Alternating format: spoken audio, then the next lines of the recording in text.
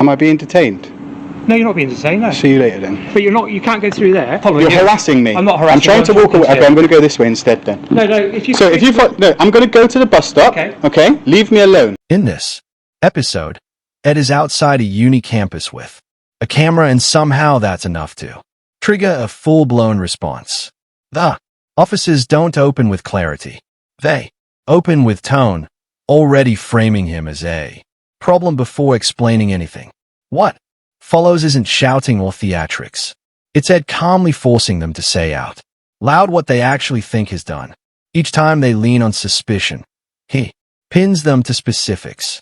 Each time they imply a power, he makes them commit to it. And the longer it goes on, the harder it becomes for them to explain why they stepped in at all. Alright, are you guys here for me? Yeah, hi. Oh, why? Can you maintain your distance there? Can. Of course, yeah. And also identify yourselves. Did you just switch your camera on? Yeah. Alright, please don't delete that. I'll be requesting a copy, alright? Also yours, please don't delete that. I'll be requesting a copy. Of course. Alright, can you identify yourselves, please, Can I officers? ask you first, sorry, what was your first name, my friend? I'm not at liberty to give you that. When you approach a member of the public, you identify yourself. That's your policy, so identify yourself. Okay. So my name is Simon Tops, Police Constable 693, Simon Tops, Avon, Somerset Police. And yours is? My colleague. 5512, Josh Burnell. Alright, and what crime have I committed, or do you suspect me of committing? Okay, what are you being so hostile? I'm not being hostile, I'm just asking you, because when police approach me, police come to deal with crimes, do they not? Not necessarily, no. What do they come to deal with? Civil matters? Well, we're here to prevent crime. So what crime do you suspect me of about to commit? Not suggesting you're committing a crime at all. So. Alright then. What was your first name, so I can talk to you on first name basis? No, it's fine, I'm not going to give you that. Okay. Are you filming at the moment? I am indeed, for my own protection. What's the purpose of you filming? My own purpose. Right. They approach him without introduction, without context, and Ed has to prompt them to identify themselves, which says everything about how casually they stepped into the interaction. Instead of answering the obvious question, what offense do you suspect? They pivot straight to calling him hostile. That word gets thrown around far too easily when someone simply asks officers to justify their presence. Asking for grounds isn't aggression. It's asserting the standard they are supposed to meet before engaging. If they genuinely believed an offense had taken place, they'd be able to articulate it immediately. Can I ask why you're here at the... Can I ask you a question? Am I being detained? No, you're not being detained, no. See you later then. But you can't go through there. I just asked the gentleman if I could go through and he said yeah. Chris? Did you not just tell me the way to the bus station? You did ask me where the buses are. And left at the machine and all the way down? I did say that. Yeah. Okay, can I just... No, you can't actually. Okay, well whilst you're walking, I'll just make it quite Are you following me? I'm not following you. You're harassing me. I'm not harassing you. I'm trying to walk away. Okay, I'm going to go this way instead then. No, if you... So if you... No, I'm going to go to the bus stop. Okay? Leave me alone. Alright? Okay, that's fine. If you make your way to the bus stop, that'd be great. I'm not going. You're not going to follow me. What? Which way are you going? Sorry? Which way are you going? Look, if you don't want me to follow... I'm just asking you which way you're going. I'm not here to call... I'm just asking you which way you're going. It doesn't matter which way I go. I can go whichever way I like. I'm not being... Alright, I'll wait for you to go then. I'm not being dictated to by you. Do you know your oath? Where I go. Alright? Do you know your oath? Yeah, I do. Can you say it to me? No, I'll start you off. I'm not going to say it to you. I'll start you off. I'm not here to justify my actions. No, you're here to uphold the law. I am. Have I broken it? Not at the moment you haven't. So leave me alone. They tell him is not detained. So he does exactly what someone not detained is entitled to do and starts to leave. That's when the tone shifts again. Suddenly they want to know where he's going and they trail behind him as if freedom only applies in theory. You can't have it both ways. Either you're restricting someone's movement or you're not. Then it turns into ego. Ed asks him to repeat his oath, not as theater, but as a reminder of the standard he's supposed to operate under, and the officer refuses. He says he doesn't have to justify himself. That's the most telling line of the encounter. Policing isn't a private club where explanations are optional. This isn't consensual. That's fine. Policing by consent. Leave me alone. Okay, off you go then. No, I will go. Nice day. I will go when I'm ready. Okay, that's fine. Cool. Have a nice day. I will. I'm actually having a lovely day. Okay. If you could make your way to the bus station, though, that would be great. Why? Okay, that's fine. I'm not here. So why do you keep telling me what to do? I'm not telling you what to do. You are. You just said make your way to the bus station. You like, said what right? Can I just ask you, what right do you have to tell me what to do when I haven't broken the law? Okay. You haven't got a right to tell me what to do when I haven't broken the law. So stop trying to bully me. I'm not trying to. Yes, you are. You're trying to tell me what to do. I'm trying to find out why you're walking around a university Because with a camera. I'll tell you why. Because I'm allowed to. Okay. Photography is not a Some crime. of this university is private premises. No, it's not, bro. It is. Do you know? Okay, Are you familiar with Section 33 of the Criminal Justice Act 1972? No, I'm not. No, you're not not. But you should be. Okay. Because it's the law. Okay. Which says at the material time of operating, the public are allowed access, whether upon payment or not. To where? Anywhere that is open. This is a public space. These lines were painted by the council. The tone shifts into quiet bullying. Instructions BKED out as if authority alone makes them lawful. When that doesn't land, the fallback is its private premises, as if saying it confidently makes it true. It doesn't argue emotionally. He goes straight to structure. He asked whether the officer is familiar with Section 33 of the Criminal Justice Act 1972, a provision that recognizes access rights in places the public are ordinarily permitted to be. The officer admits he isn't. That moment matters. An officer enforcing boundaries he can't legally define is operating on assumption, not knowledge. Ed then points to the council road markings, public highway indicators that don't exist on genuinely restricted land. Well, I think you're mistaken. No, Part of this I'm not. university is private property. Can I just ask you There another is something? public access. If I was to part say of to the you, university. if I was to say to you, I'm not going anywhere, what could you do? Sorry? If I was to say to you, I'm not going to leave now, what could you do? Well, I don't intend to do anything. You at the couldn't. moment. You couldn't do anything because I haven't broken the law. When those guys rang you and reported a crime, what you should have said to them is, "It's not breaking They the have law." reported a crime. What did they do? Reported a suspicious person filming at a suspicion- university campus. Is photography a crime? You're recording. You're Well, I recording. don't know. You guys, How let me do just I know you, that you're not filming for terrorist do you know? purposes? You see that on your uniform? Yeah. That thin blue line thing. How That is do an utter disgrace. How do I know? You disgrace the country with that. How do I know that you're not filming for terrorist purposes? So we go. For example? So we go on what we do know, what we don't, not what we don't. Well, not necessarily. No, That's again so- where you're wrong. Isn't Okay, It? so what reasonable suspicion do you have that I'm a terrorist, Well, sir? you're filming a university campus. So you're trying to get me on Section 43? No, I'm not. So why did you mention it then? Well, because I'm just explaining that you seem to think that I can only act when a crime's been reported. No. You're more than willing to come up to me and ask me. Yeah. If you can articulate reasonable suspicion that I may be a terrorist, Well, you're walking around a university campus with a camera, and This is a unit. you won't explain why. but I don't have to. Security calling him in as suspicious doesn't magically convert lawful filming into a crime. It just means someone didn't like the optics. When Ed asks the obvious question, is recording itself illegal? They don't answer it because they can't. Instead, they jump to, how do we know you're not filming for terrorist purposes? That's not suspicion grounded in facts. That speculation stretched to its worst case extreme. Ed's response cut straight through it. Policing works on what you know, not on what you can imagine. If the only behavior you can point to is holding a camera in a place open to the public, then you haven't articulated suspicion of a crime. You've articulated discomfort with being filmed. Well, then it gives me suspicion of what your activity is. So you think I'm a terrorist? You have reasonable suspicion that I am up to terrorist activities. I don't know why I'm not engaged in any why are you hostile filming? reconnaissance because I can, as my rights allow me to. Is this not a free country? Yeah, but So, and am I not allowed to own a camera? you are allowed to You're own a camera. filming. What's the difference between You're you allowed and to own a I? camera, and you're allowed to film. What's and the I'm difference not- between you and and... I'm not preventing so you from doing that. But why I'm are you not accusing me of asking being you a to turn the terrorist camera then? off. I'm not accusing you of being Well, why are a you saying I'm terrorist. suspicious? I'm just saying there are some concerns about your What concerns? nature of why you're filming What in an concerns? university. What concerns? But then it gives me suspicion for why you're here with a camera. Suspicion is not a crime.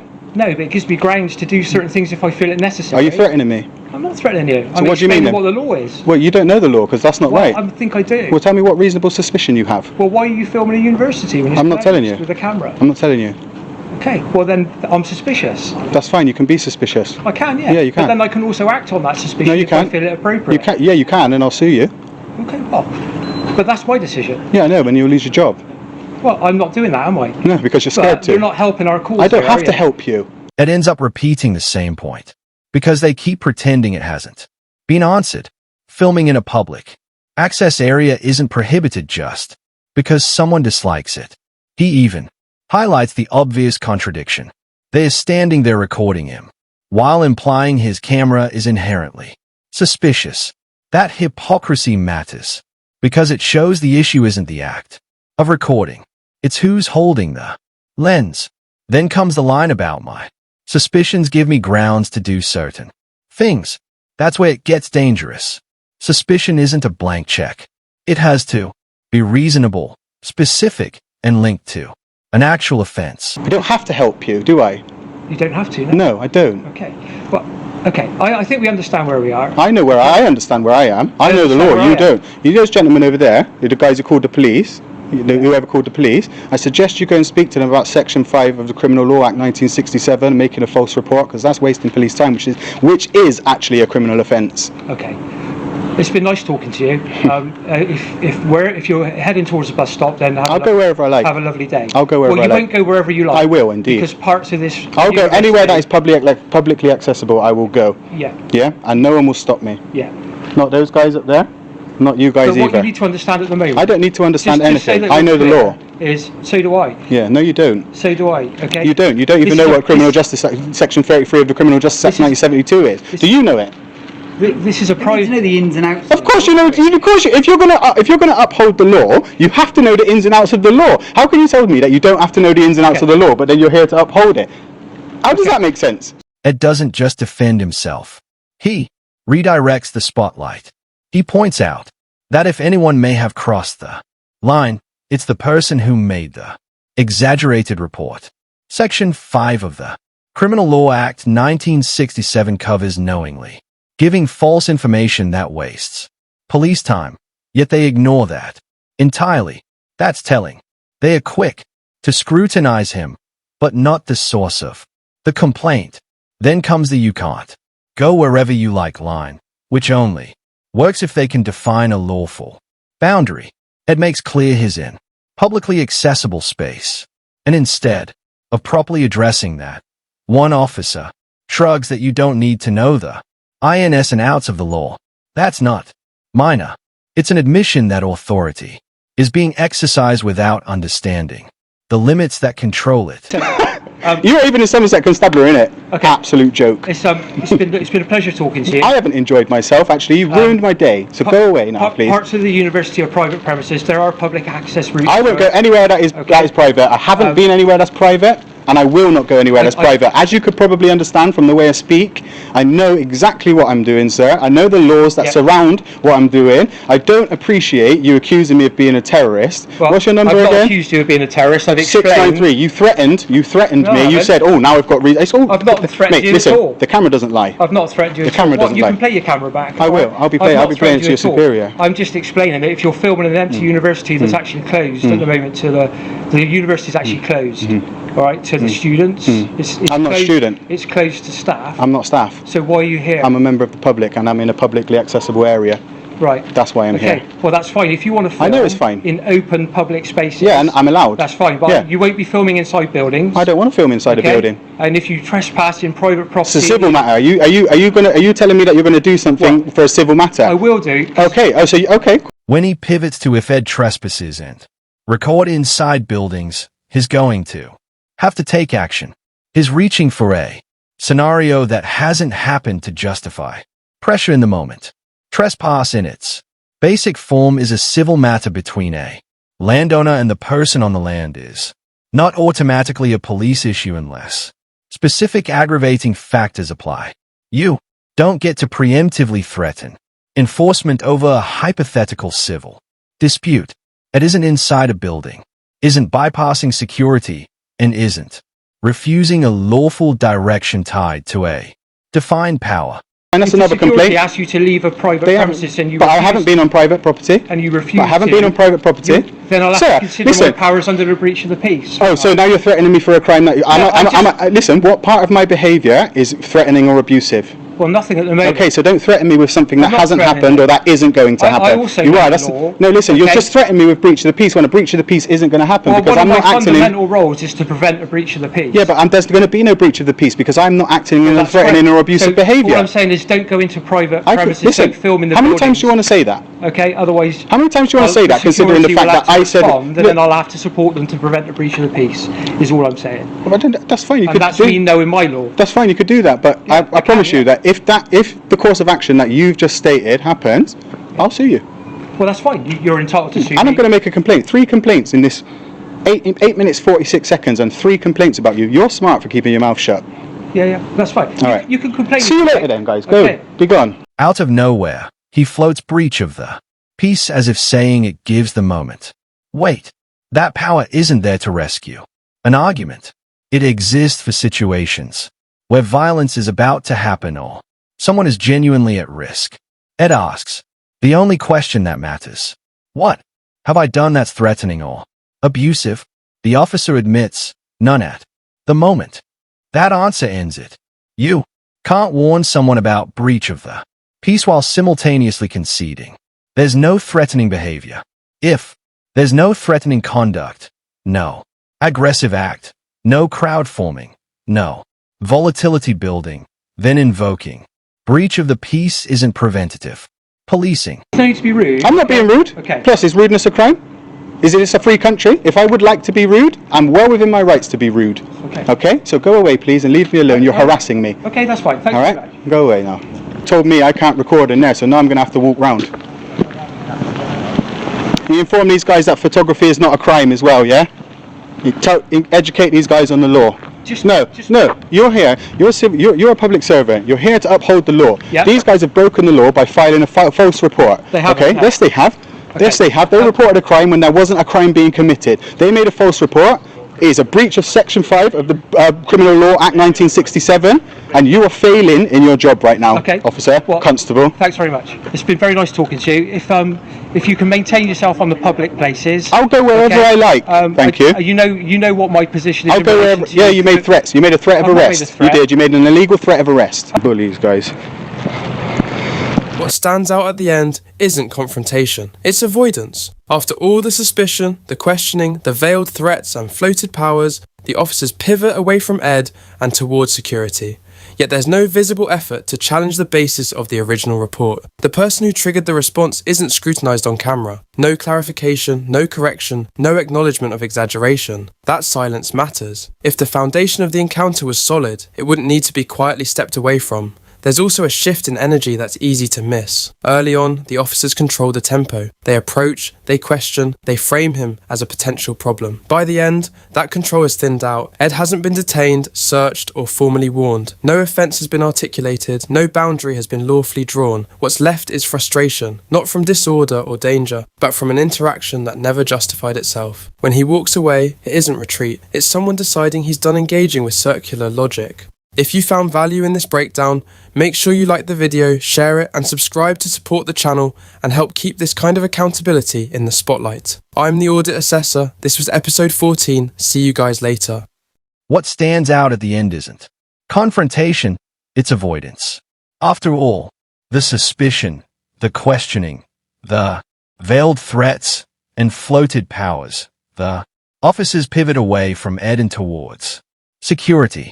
Yet, there's no visible effort to challenge the basis of the original report. The person who triggered the response isn't scrutinized on camera. No clarification, no correction, no acknowledgement of exaggeration. That silence matters. If the foundation of the encounter was solid, it wouldn't need to be quietly stepped away from. There's also a shift in energy that's easy to miss. Early on, the officers control the tempo. They approach, they question, they frame him as a potential problem. By the end, that control is thinned out. It hasn't been detained, searched, or formally warned. No offense has been articulated. No boundary has been lawfully drawn. What's left is frustration, not from disorder or danger, but from an interaction that never justified itself. When he walks away, it isn't retreat. It's someone deciding he's done engaging with circular logic.